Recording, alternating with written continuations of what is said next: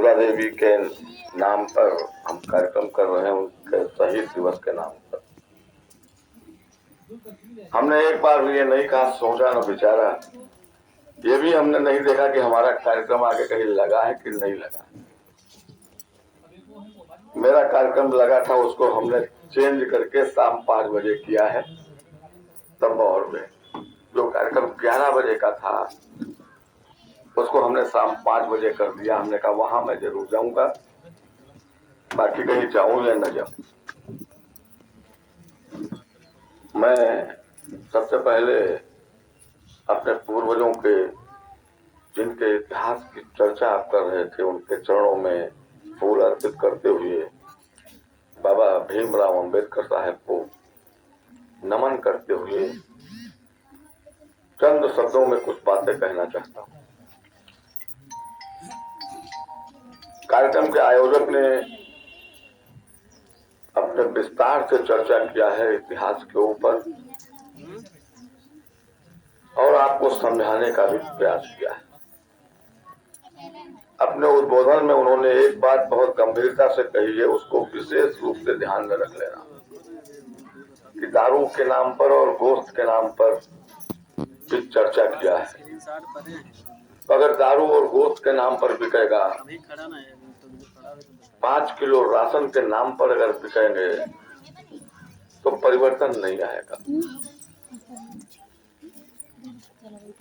जो लोग हिंदुस्तान की आजादी की लड़ाई में अंग्रेजों के खिलाफ लड़ते लड़ते शहीद हुए, वो अपने लिए नहीं शहीद हुए, याद रखना।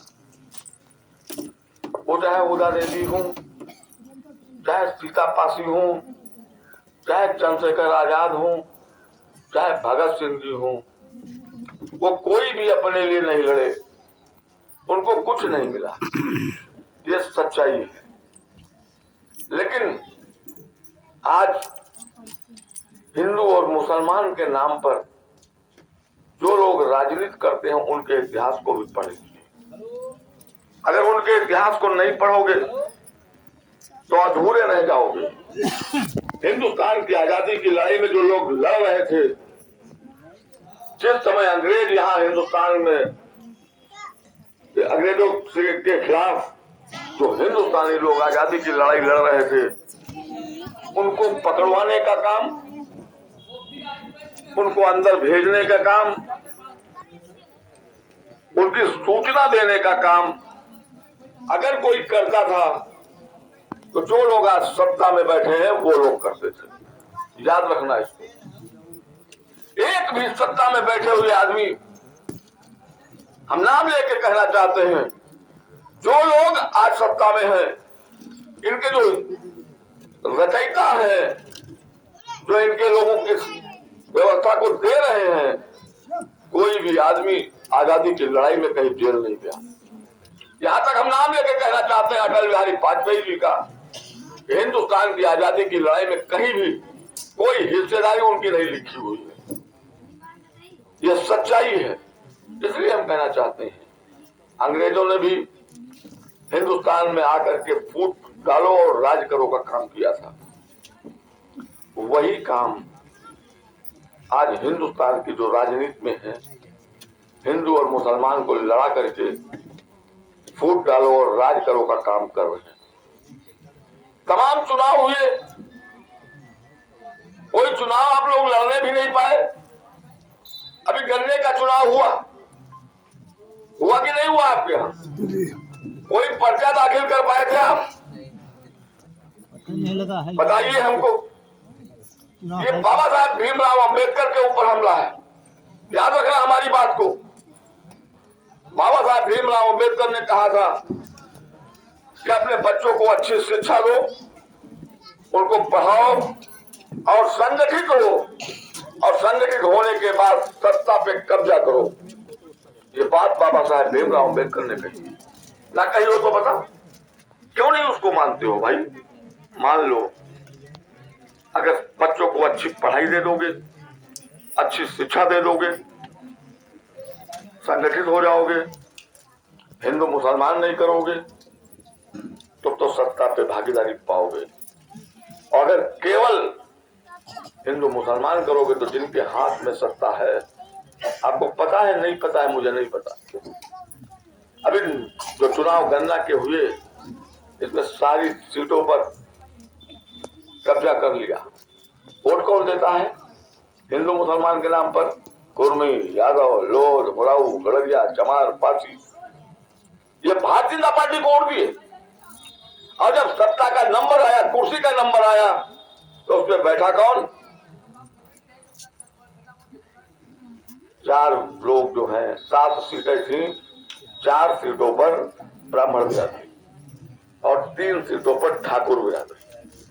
तो 2 ही लोगों ने वोट दिया था क्या मित्रों? कभी सोचा है हमने? हम इस बात को इसलिए कह रहे हैं, बाबा साहब के हम संविधान को वो खत्म ऐसे नहीं कर पाएंगे, लेकिन ऐसी व्यवस्था दे रहे हैं कि प्रजातंत्र ही खत्म हो जाए, वोट की राजनीति खत्म हो जाए। पर्चा छीना जाता था, पर्चा भरने नहीं दिया गया। सबसे बड़ा कुठाराघात बाबा साहब के भीमराव अंबेडकर के संविधान के ऊपर हो रहा है। इसलिए हम कहना चाहते हैं, अगर उनके संविधान को बचाना चाहते हो, अपने बच्चों को नौकरी दिलाना चाहते हो, रोजगार दिलाना चाहते हो, तो हिंदुस्तान की सरकार को तुमको बदलना होगा। अगर सरकार बदल दोगे तब तो कुछ मिलेगा, वरना क्या होगा बताइए? नौकरी आप नहीं पाओगे, आरक्षण समाप्त है, क्यों? प्राइवेट में सब जा रहा है। बड़ी गंभीर बात है, इसको समझने की जरूरत है। प्राइवेट सेक्टर पे क्यों नौकरियां जा रही हैं? इसलिए जा रही हैं कि आपके बच्चे को नौकरी नहीं मिलेगी, आरक्षण लागू नहीं होगा। जो लोग ताकतवर लोग हैं, प्राइवेट संस्था वाले, उन्हीं को नौकरी देंगे। आप देखते रहोगे, न कहीं इंटरव्यू है, न कहीं टेस्ट है, न कहीं योग्यता है, केवल नाम के आगे क्या लिखा है, यही सबसे बड़ी योग्यता होगी। और आपके बच्चे नौकरी नहीं पाएंगे, हमारे बच्चे नौकरी नहीं पाएंगे। ये बड़ी गंभीर बात है, और उससे गंभीर बात आप लोगों को समझ लेना चाहिए। अभी लखीमपुर में भारतीय जनता पार्टी का विधायक, वो हमारी बिरादरी का है कि नहीं है? दूसरी बिरादरी का है कि नहीं है? और उसको पिटाई हो गई, पुलिस पकड़े थी और लोग पीट रहे थे, कोई FIR नहीं। ये मैसेज दिया है आपको, एक विधायक को पीट करके एक FIR नहीं लिखी गई, कोई जेल नहीं गया। ये मैसेज आप लोगों के लिए है। 4 वर्ण थे, है नहीं है? आज भी लोग कहते हैं, एक ये है कि नहीं है, एक ये छतरी, ये बस, बाकी बताइए हमको, बाकी सूद है नहीं है। ये तो 4 वर्णों की व्यवस्था है कि नहीं है? तो अगर कोई तुमको मारेगा इन 3 में से, तो FIR नहीं लिखी जाएगी। जब विधायक पिट गया, नहीं लिखी गई। विधायक से बड़ी कोई तोप होता है? कोई ताकतवर है? वो भी सत्ता का, रिपोर्ट नहीं लिखी गई। ये मैसेज तुम लोगों के लिए भी है, हम लोगों के लिए भी है कि हम लोग एक हो जाए और पूरी ताकत से सरकार को बदलने का काम कर दें, तभी आपको नौकरी मिलेगी, रोजगार मिलेगा। वरना इस देश के अंदर जो व्यवस्था लागू है, आपको मैं बता दूं, पूंजीवाद की व्यवस्था, डिक्टेटरशिप नहीं लागू होगा। RSS के संस्थापक हेगड़ेवार ने लिखा है, अपनी पुस्तक में लिखा है उन्होंने, कि जिस देश में लंबे समय तक राज्य करना हो, वहां की अर्थव्यवस्था को चौपट कर दो, वहां की अर्थव्यवस्था को 4-5 लोगों को दे दो। तो हिंदुस्तान के अंदर 4-5 लोगों को अर्थव्यवस्था दी जा रही है।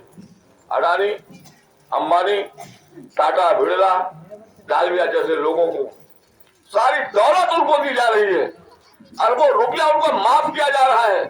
जो टैक्स हम आप भरते हैं, वो पैसा हमको नहीं वापस होता है, वो पैसा उनको माफ किया जा रहा है।